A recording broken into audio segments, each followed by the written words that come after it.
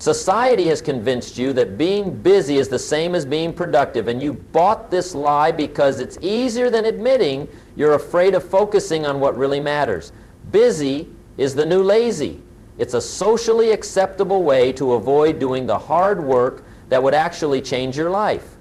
You fill your schedule with meaningless activities so you can tell yourself you don't have time for meaningful ones. You attend meetings that accomplish nothing, respond to emails that don't matter, and say yes to commitments that move you nowhere closer to your goals. Then you wonder why successful people seem to have more hours in their day than you do. They don't have more time. They just refuse to waste it on activities that don't add value to their lives. While you're busy being busy, they're busy getting results. Discipline is the bridge between thought and accomplishment. It's the bridge between inspiration and achievement. It's the bridge between necessity and productivity. But here's what most people don't understand about discipline.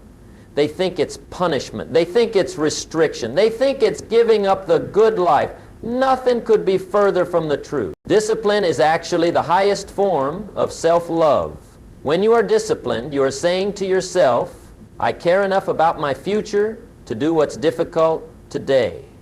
You're saying I respect myself enough to keep the promises I make to myself. You're saying I believe I'm worth the effort it takes to become the person I want to become. Now let me ask you this, how much is your life costing you right now? Not in dollars and cents, but in wasted time, missed opportunities, and unrealized potential. Every time you let a distraction pull you away from what matters, you're paying a price. Every time you choose the easy path over the right path, you're making a withdrawal from your future success account. Most people are living their lives like they're shopping at a discount store. They're looking for the cheapest way, the easiest way, the path with the least resistance. But successful people understand that life doesn't give discounts on achievement. Life doesn't have a clearance sale on dreams. If you want the good stuff, you've got to pay full price. And the currency is discipline. Here's what I learned early in my journey. There are two types of pain in life. There's the pain of discipline, which weighs ounces, and there's the pain of regret, which weighs tons. The pain of discipline is the pain of getting up early when you don't feel like it. The pain of discipline is saying no to distractions when everyone else is saying yes. The pain of discipline is doing what you should do instead of what you want to do. But the pain of regret, that's the pain of looking back at your life and wondering what could have been. That's the pain of watching other people live the life you could have had. That's the pain of knowing you had the opportunity, but you let distractions steal it from you. You see, most people have this backwards. They think discipline is the enemy of fun. They think discipline is the enemy of freedom. They think discipline is the enemy of spontaneity. But I'm here to tell you that the opposite is true. Discipline is what creates real freedom. Discipline is what creates real fun. Discipline is what gives you the power to be spontaneous when you choose to be. When you're disciplined with your time, you have more time for the things that matter. When you're disciplined with your money, you have more money for the experiences you want. When you're disciplined with your health, you have more energy for everything else. Discipline doesn't take away from your life. Discipline adds to your life.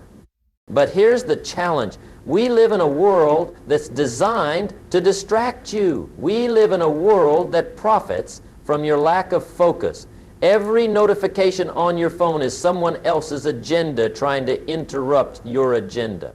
Every advertisement is someone trying to sell you something you probably don't need with money you probably don't have to impress people you probably don't like.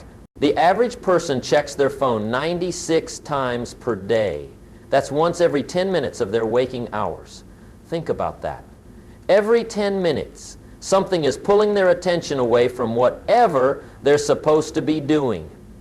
How can you build anything meaningful when you're being interrupted every 10 minutes? But successful people are different. They understand that their attention is their most valuable asset. They guard it like a precious treasure. They don't give it away cheaply. They don't let every little thing that comes up steal their focus from what's important. I remember a conversation I had with a very successful businessman. He told me, Jim, the difference between successful people and everyone else isn't talent, it isn't luck, It isn't even hard work. The difference is that successful people have learned to treat distractions like insults. Think about that phrase, treat distractions like insults. When someone tries to distract you from your goals, they're essentially saying, what I want right now is more important than what you're trying to accomplish with your life. When you allow yourself to be distracted, you're agreeing with them. You're saying, you're right.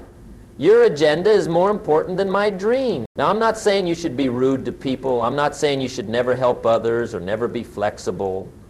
What I'm saying is that you need to develop a healthy sense of offense when things try to pull you away from your priorities.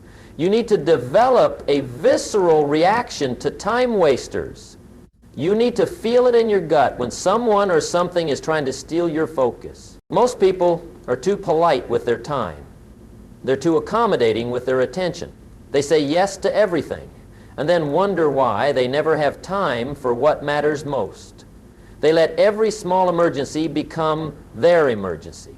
They let every urgent thing crowd out the important things. But here's what I've learned. Urgent and important are not the same thing. Most urgent things are not important.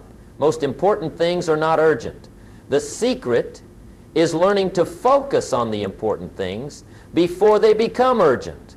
The secret is learning to say no to the urgent things that don't matter so you can say yes to the important things that do. This requires a fundamental shift in how you think about your time. Most people think they have all the time in the world.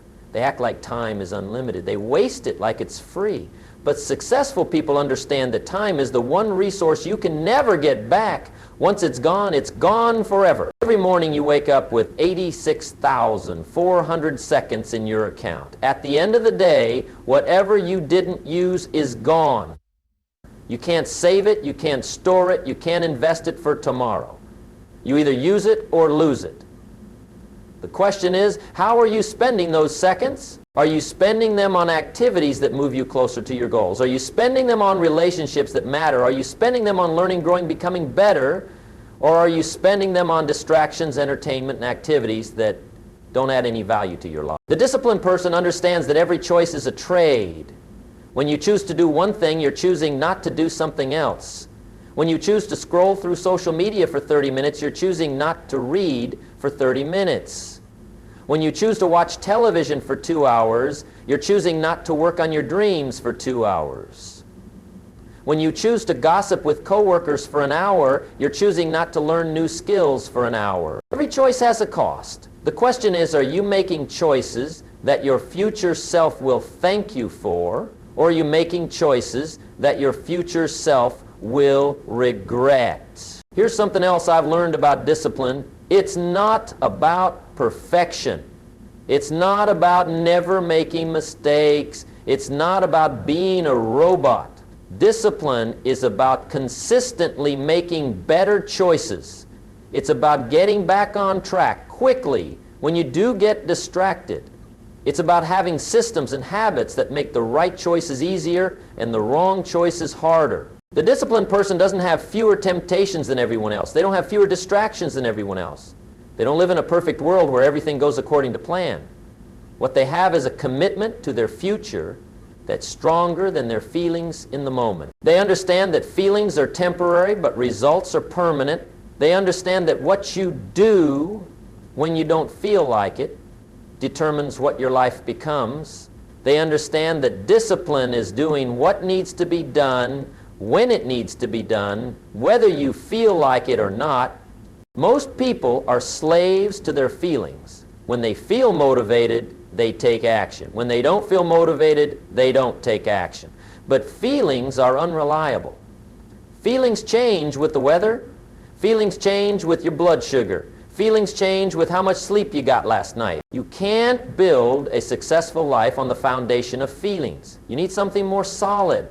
You need discipline. Discipline is what gets you up when you don't feel like getting up. Discipline is what keeps you working when you don't feel like working. Discipline is what helps you say no when you don't feel like saying no. This is where most people get confused. They think successful people are naturally more disciplined. They think discipline is a talent you're born with, but that's not true. Discipline is a skill. Like any other skill, it can be learned. Like any other skill, it gets better with practice. Like any other skill, the more you use it, the stronger it becomes. But here's the key. You have to start where you are with what you have. You can't wait until you feel more disciplined to start being disciplined. You can't wait until it's easier to start doing what's hard. You have to start now, today, with small steps. The person who can discipline themselves in small things can discipline themselves in big things. The person who can't discipline themselves in small things will never discipline themselves in big things. If you can't get up 15 minutes earlier, how will you ever start your own business? If you can't say no to one distraction, how will you ever say no to all the distractions that will come when you're successful? Start small, but start today. Start with something you can control completely. Start with something that only depends on you. Start with something that will build your confidence in your ability to keep promises to yourself. Let me tell you something about the world we're living in today. We are surrounded by more distractions than any generation in human history. Our grandparents didn't have to deal with smartphones buzzing every few minutes. They didn't have to resist the pull of social media. They didn't have entertainment available 24 hours a day, 7 days a week. But here's what's interesting. They also didn't have the same opportunities we have today. They didn't have access to the same information. They didn't have the same tools for learning and growing. They didn't have the same ability to connect with people around the world. The same technology that creates distractions also creates opportunities. The question is, are you using technology, or is technology using you? Are you in control of these tools, or are these tools in control of you? The answer to that question will determine whether you succeed or fail in today's world. You see, distractions are not accidents. They're not random events that just happen to occur. Distractions are designed. There are entire teams of people, some of the smartest people in the world, whose job it is to capture and hold your attention. They study psychology. They study human behavior. They study what makes people click, what makes people scroll, what makes people stay engaged. These companies make billions of dollars by keeping you distracted. Your attention is literally their product. They sell your attention to advertisers. The longer they can keep you on their platform, the more money they make. And they're very, very good at what they do. But here's what most people don't understand. When you give in to these distractions, you're not just wasting time. You're training your brain to be more distractible. Every time you respond to a notification immediately, you're teaching your brain that interruptions are more important than focus. Every time you check your phone when you're supposed to be working, you're weakening your ability to concentrate. Think of your brain like a muscle. The more you exercise your focus muscle, the stronger it gets. The more you exercise your distraction muscle, the stronger that gets too. Most people are unknowingly training themselves to be more easily distracted. They're making it harder and harder to focus on what's important. Now, successful people understand this. They understand that in a world full of distractions, the ability to focus is becoming a superpower. While everyone else is getting pulled in 1,000 different directions, they're developing the ability to focus intensely on what matters most. They understand that focus is not just about what you pay attention to. Focus is also about what you choose to ignore. In fact, the ability to ignore irrelevant information might be more important than the ability to process relevant information. There's so much noise in today's world that being able to filter out what doesn't matter is a critical skill. Let me give you an example. The average person receives over 100 emails per day. Most of these emails are not important. Most of these emails don't require immediate attention. But the average person checks their email every 6 minutes. They're letting other people's agendas constantly interrupt their own work. But successful people are different. They might check their email 2 or 3 times per day at predetermined times. They batch their email processing so it doesn't interrupt their focus. They understand that email is a tool that should serve them, not a master that they serve. Here's another example. The average American watches over 4 hours of television per day. That's 28 hours per week. That's over 1,400 hours per year. Do you know what you could accomplish with 1,400 extra hours per year? You could learn a new language, you could start a business, you could write a book, you could develop a skill that could change your entire career. But most people choose entertainment over education. They choose distraction over development. They choose what's easy over what's valuable, and then they wonder why their lives don't change. Now, I'm not saying you should never relax. I'm not saying you should never have fun. What I'm saying is that you should be intentional about when you relax and how you have fun. There's a difference between conscious entertainment and unconscious distraction. Conscious entertainment is when you decide, I'm going to watch this movie because I want to relax and enjoy myself. Unconscious distraction is when you find yourself scrolling through your phone for 2 hours without even realizing it. Conscious entertainment serves a purpose. Unconscious distraction just consumes time. The key is awareness. Most people are not aware of how they're spending their time. They're not aware of how often they get distracted. They're not aware of how these small distractions add up over time. They're living their lives on autopilot, reacting to whatever comes up instead of consciously choosing how to spend their attention. But awareness alone is not enough. You also need to understand why you get distracted. Why do you reach for your phone when you're supposed to be working? Why do you turn on the television when you get home instead of working on your goals? Why do you say yes to invitations that don't align with your priorities? Often, distractions are a form of escape. They're a way to avoid doing something difficult or uncomfortable. It's easier to check social media than to make that important phone call. It's easier to watch television than to work on your business plan. It's easier to gossip with coworkers than to focus on challenging work. But here's what successful people understand. The things you're avoiding through distraction are usually the things that would make the biggest difference in your life. The phone call you're avoiding might lead to your next big opportunity. The business plan you're putting off might be the key to your financial freedom.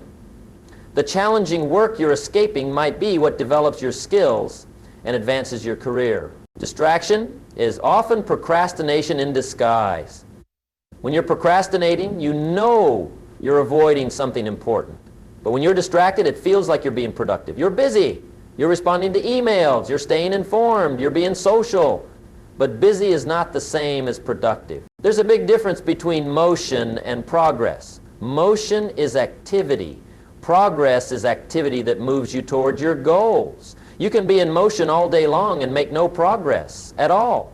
In fact, that's what most people do. They stay busy all day with activities that don't matter while neglecting the activities that do matter. Here's how you can tell the difference. Ask yourself, will this activity matter in 5 years? If the answer is no, it's probably a distraction. Ask yourself, does this activity move me closer to my goals? If the answer is no, it's probably a distraction. Ask yourself, is this the best use of my time right now? If the answer is no, it's probably a distraction. Successful people are ruthless about eliminating activities that don't add value to their lives. They understand that saying yes to one thing always means saying no to something else. When you say yes to watching television, you're saying no to reading. When you say yes to gossiping, you're saying no to learning. When you say yes to busy work, you're saying no to important work. They also understand the compound effect of small actions over time. A small distraction might only cost you 15 minutes today, but if that same distraction happens every day for a year, it costs you over 90 hours. That's more than 2 full work weeks. Imagine what you could accomplish with 2 extra weeks per year. But it's not just about the time you lose. It's also about the momentum you lose. Every time you get distracted, you have to refocus. Every time you switch tasks, you lose efficiency. Every time you get interrupted, it takes time to get back into the flow of what you were doing. Studies show that it takes an average of 23 minutes to fully refocus after an interruption. Think about that. If you get interrupted 6 times per day, you're spending over 2 hours just trying to get back to where you were. You're not making progress. You're just trying to recover from distraction. This is why disciplined people are so protective of their time and attention. They understand that focus is fragile. They understand that momentum is precious. They understand that every interruption has a cost that goes far beyond the time of the interruption itself. They create what I call distraction-free zones in their lives. These are times and places where distractions are not allowed. Maybe it's the first 2 hours of their day. Maybe it's their home office. Maybe it's certain days of the week. But they have boundaries, and they enforce those boundaries. They also understand the power of saying no. In fact, the ability to say no might be the most important skill you can develop. Every yes is a no to something else. Every commitment is a trade-off. Successful people understand this, so they're very careful about what they commit to. When someone asks them to do something, they don't just ask, "Can I do this?" They ask, "Should I do this?" They don't just ask, "Do I have time for this?" They ask, "Is this the best use of my time?" They don't just ask, "Will this be fun?" They ask, "Will this move me closer to my goals?" This might sound selfish, but it's actually the opposite. When you're disciplined about your time and focused on your goals, you become more valuable to everyone around you. You have more to give because you're not wasting your energy on things that don't matter. You're more present when you are with people because you're not constantly distracted. You're more successful, which means you have more resources to help others. The undisciplined person is actually the selfish one. They waste their potential. They squander their opportunities. They let distractions steal their ability to contribute their gifts to the world. They rob not just themselves, but everyone who could have benefited from what they could have become. Now that you understand what distractions are costing you, let me tell you how to build the discipline muscle that will protect you from them. Because here's the truth most people don't want to hear. Discipline is not something you're born with. It's not a genetic gift that some people have and others don't. Discipline is a skill. And like any skill, it can be developed, strengthened, and mastered. But here's the key. You don't build discipline by trying to change everything at once. You don't build discipline by making massive commitments that you can't keep. You build discipline the same way you build physical muscle. You start with light weights and gradually increase the load. You start with small challenges and gradually take on bigger ones. Most people fail at discipline because they try to do too much too soon. They decide they're going to wake up at 5 a.m., exercise for an hour, meditate for 30 minutes, read for an hour, and work on their goals for 3 hours, all starting tomorrow. All when they've never done any of these things consistently before. What happens? They do it for maybe 3 days, maybe a week if they're really motivated. Then life gets in the way, they have a bad day, they don't feel like it, they make an exception, then another exception, then another. Soon they're back to their old habits, but now they also have the added weight of failure.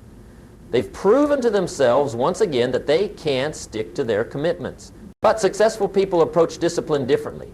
They understand that small, consistent actions are more powerful than occasional, massive efforts. They understand that it's better to do something small every day than something big once in a while. Let me give you an example. Instead of committing to read for an hour every day, commit to reading 1 page. Just 1 page. That seems too easy, doesn't it? That's the point. It should feel almost too easy. Because the goal is not to read as much as possible. The goal is to build the habit of reading consistently. Once you've read 1 page every day for a week, you can increase it to 2 pages. Once you've done 2 pages for a week, you can increase it to 5 pages. Before you know it, you'll be reading for 30 minutes or an hour every day. But you built up to it gradually. You built the discipline muscle slowly and systematically. This approach works because it builds confidence along with discipline. Every time you keep a small commitment to yourself, you prove to yourself that you can be trusted. Every time you do what you said you would do, even when it's small, you strengthen your self-permission as someone who follows through. Every time you resist a small temptation, you build your resistance to bigger temptation. But here's what's really powerful about this approach. Small actions compound over time. 1 page per day might not seem like much, but it's 365 pages per year. That's more than most people read in a year. 15 minutes of learning per day is over 90 hours per year. That's equivalent to more than 2 full work weeks of focused learning. The key is consistency. Consistency beats intensity every time. It's better to exercise for 15 minutes every day than to exercise for 3 hours once a week. It's better to work on your goals for 30 minutes every day than to work on them for 8 hours once a month. It's better to save $10 every day than to save $300 once a month. Why? Because consistency builds habits, and habits are what make discipline automatic. When something becomes a habit, you don't have to use willpower to do it. You don't have to motivate yourself to do it. You don't have to decide whether or not to do it. You just do it automatically, like brushing your teeth or taking a shower. But building habits takes time. Studies show that it takes anywhere from 21 to 254 days to form a new habit, depending on the complexity of the behavior and the individual. The average is about 66 days. That means you need to do something consistently for about 2 months before it becomes automatic. Most people give up before the habit is formed. They expect immediate results. They expect to feel different right away. But habit formation happens gradually. You might not notice the change from day to day, but over weeks and months, the cumulative effect is tremendous. This is why tracking your progress is so important. You need a way to see the progress you're making, even when it doesn't feel like you're making progress. You need a way to celebrate the small wins along the way. You need a way to hold yourself accountable when you don't feel like doing what you committed to do. I recommend keeping a simple calendar where you mark off each day that you complete your disciplined action. Don't break the chain. Your goal is to see how many days in a row you can go without breaking the chain. This visual representation of your consistency is incredibly motivating. You'll find yourself doing your disciplined action just so you don't have to put an X on the calendar. But what happens when you do break the chain? Because you will. Everyone does. Life happens. You get sick. You travel. You have an emergency. The key is to get back on track as quickly as possible. Don't let one missed day become 2 missed days. Don't let 2 missed days become a missed week. Don't let a missed week become a missed month. The disciplined person doesn't avoid failure. The disciplined person recovers from failure quickly. They don't spend time beating themselves up about missing a day. They don't use one mistake as an excuse to quit entirely. They simply acknowledge what happened, learn from it if possible, and get back to their disciplined action the next day. This is where most people go wrong. They think that if they're not perfect, they've failed. They think that if they miss one day, they might as well give up. But discipline is not about perfection. Discipline is about consistency over time. It's about getting back up when you fall down. It's about making more good choices than bad choices. Think of it like a baseball player. A player who gets a hit 3 out of every 10 times at bat is considered excellent. That means they fail 7 out of 10 times. But they're still successful overall because they're consistent with their successes. The same is true with discipline. You don't have to be perfect. You just have to be consistent enough to make progress over time. Another key to building discipline is designing your environment to support your goals. Most people try to use willpower to overcome a bad environment, but willpower is limited. Willpower gets depleted throughout the day. By the evening, you have much less willpower than you had in the morning. This is why most people break their diets at night. This is why most people waste time in the evening instead of working on their goals. But successful people don't rely on willpower alone. They design their environment to make good choices easier and bad choices harder. If they want to eat healthier, they don't keep junk food in the house. If they want to exercise more, they lay out their workout clothes the night before. If they want to read more, they put books in easy-to-reach places and put their television remote in a drawer. The idea is to reduce the friction for good behaviors and increase the friction for bad behaviors. Make it as easy as possible to do what you should do and as hard as possible to do what you shouldn't do. For example, if you want to check your phone less often, you could put it in another room when you're working.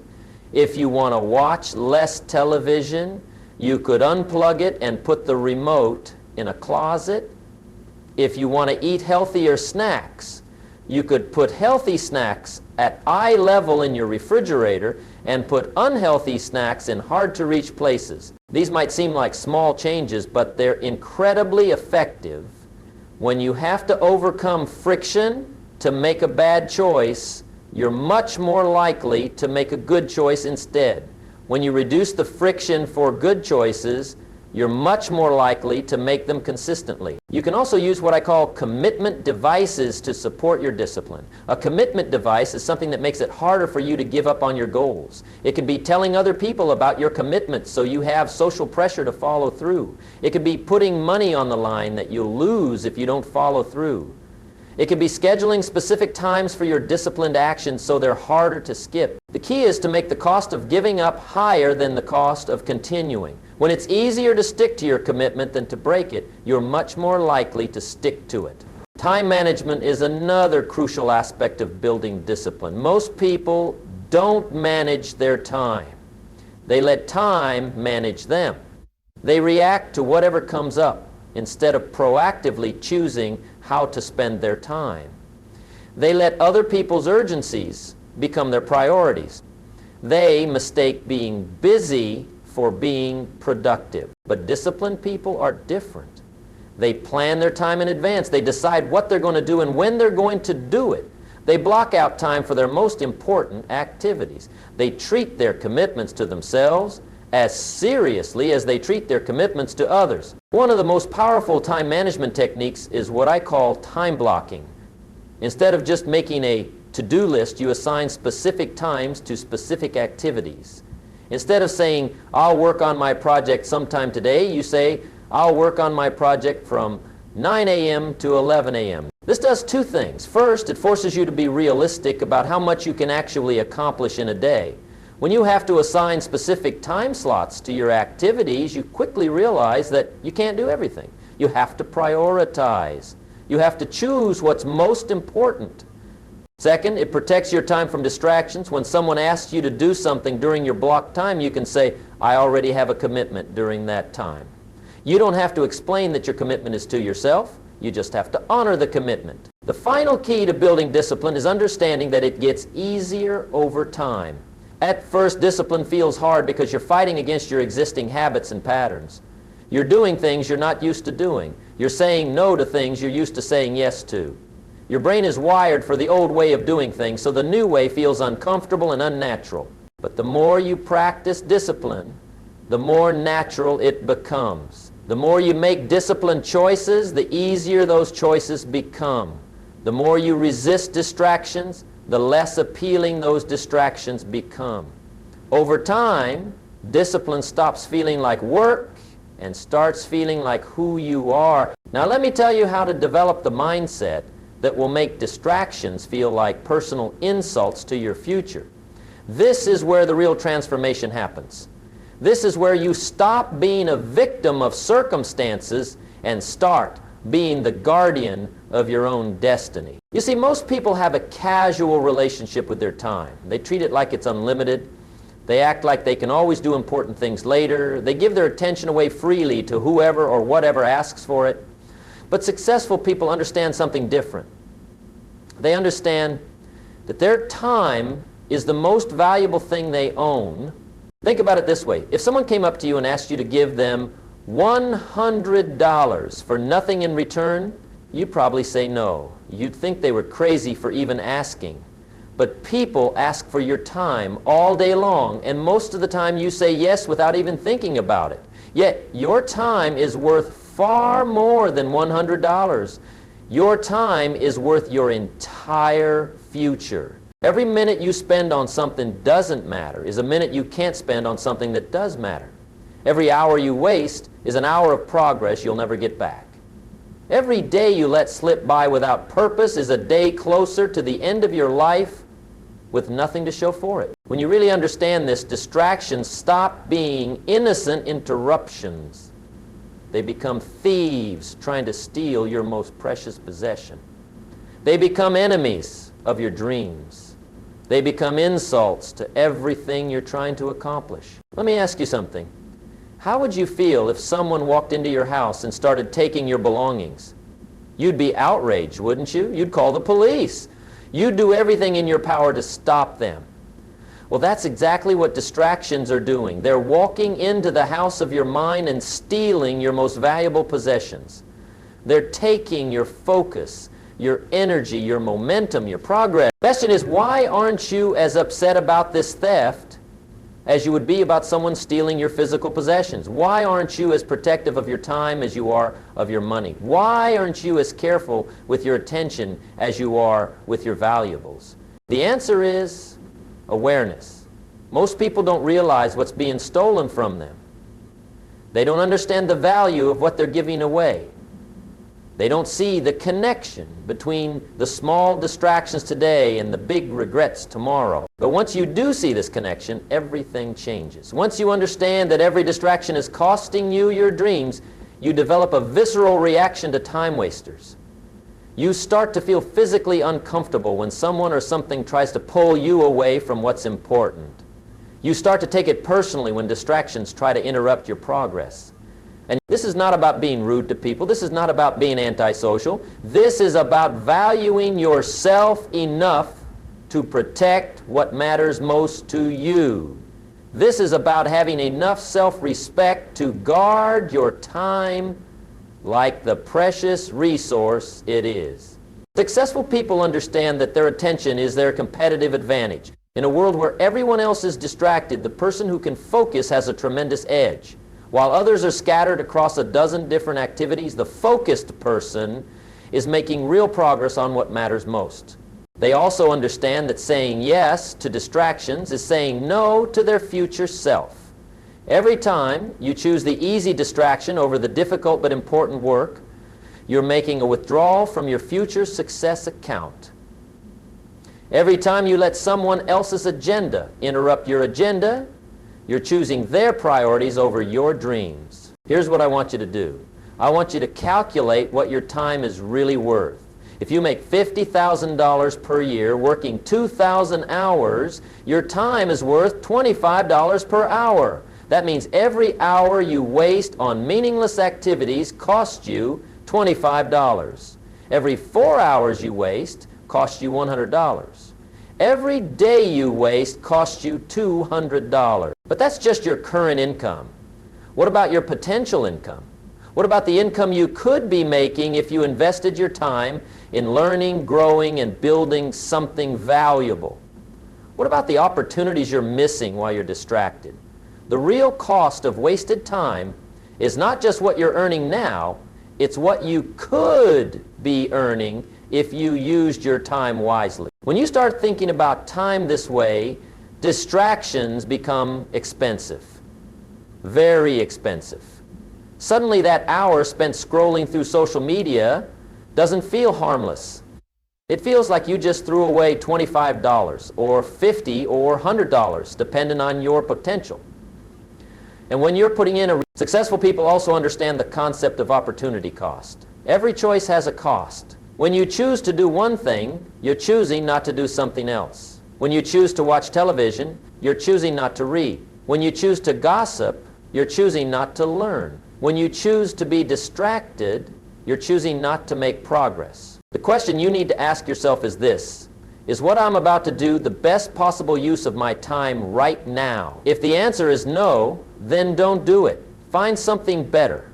Find something that moves you closer to your goals. Find something that adds value to your life. This requires developing what I call future consciousness. Most people live in the present moment without thinking about the consequences of their choices. They do what feels good now without considering what it will cost them later.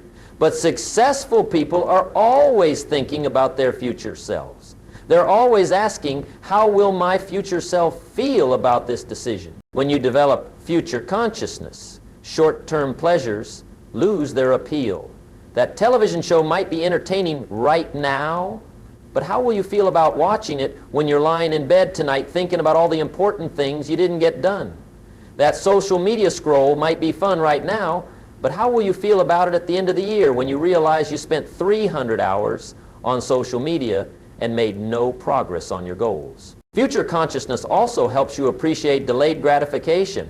When you can clearly see how today's discipline will benefit your future self, it becomes easier to say no to immediate pleasures. When you can see how today's sacrifice will become tomorrow's advantage, discipline stops feeling like punishment and starts feeling like investment. Here's something else successful people understand. They understand that every person and every activity in their life is either adding value or subtracting value. There's no neutral. Everything is either moving you forward or holding you back. Everything is either helping you become who you want to become or keeping you where you are. This means you need to regularly audit your life. You need to look at how you're spending your time and ask some hard questions. Which activities are actually helping you achieve your goals? Which relationships are actually supporting your growth? Which commitments are actually worth your time? Be ruthless about eliminating the things that aren't adding value. Be protective of the things that are. Treat your time like the limited, precious resource it is. Guard it jealously. Invest it wisely. Never give it away cheaply. When you develop this level of respect for your own time, something interesting happens. Other people start to respect your time too. When you demonstrate that you value your time, others will value it as well. When you show that you're serious about your goals, others will take your goals seriously too. But it starts with you. It starts with developing the internal conviction that your time matters. It starts with believing that your dreams are worth protecting. It starts with understanding that every moment is an opportunity and every distraction is a threat to that opportunity. This is how you make distractions feel like insults. You understand their true cost. You see them for what they really are. And you develop the strength to say no to them, not because you have to, but because you want to protect something more valuable than the temporary pleasure they offer. Now let me paint a picture for you of what life looks like when discipline becomes who you are instead of something you do. When you've built this muscle so strong that distractions bounce off you like raindrops off a windshield. When you've developed such clarity about what matters that everything else fades into the background. This is where the magic happens. This is where all the small daily choices compound into extraordinary results. This is where you stop trying to be disciplined and start simply being disciplined. The disciplined person wakes up each morning with a sense of purpose. They don't need to spend time figuring out what to do because they already know. They don't waste energy on decisions they've already made. They don't get pulled into the chaos that distracts most people because they have a clear plan and the strength to stick to it. Their days have structure but not rigidity. They have routines but not restrictions. They have boundaries but not walls. They've created a life that supports their goals automatically. Their environment, their habits, their relationships, their schedules all work together to move them toward what they want to achieve. But here's what's really beautiful about the disciplined life. It creates freedom. Not the false freedom of having no commitments, but the real freedom of having the power to choose your own path. When you're disciplined, you're not at the mercy of circumstances. You're not blown around by every wind that comes along.